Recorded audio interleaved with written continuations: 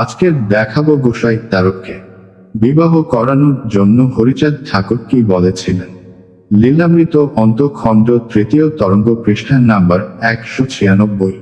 তার্কের বিবাহ করিতে ইচ্ছা নাই, বিবাহ করিতে হবে কহেন গোসাই।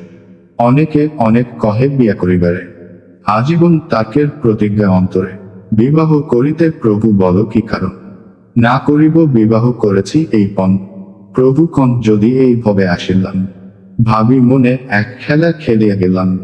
চতুর্বিধ ধর্ম মধ্যে প্রধান গার্হস্থ, গৃহস্থ ধার্মিক কর্ম অতি সুপ্রশস্ত। লোকে কহে ভ্রমি 12 ঘরে বসিতেরো, এবার গৃহস্থ ধর্ম যোগে যত পারো। তারক বলেন হরি বিবাহ করিব, গৃহিণী গ্রহণ করিলে পাশবদ্ধ হব।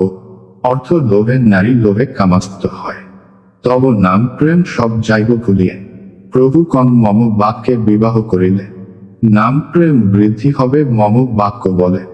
আমারে আদর করি করে পাপ কর্ম, আমার ইচ্ছায় সেই হয় মহাধর্ম। মোরে অনাদর করি কর মহাধর্ম, এ বড় নিগুড় তত্ত্ব প্রভু মুখ বাক্য।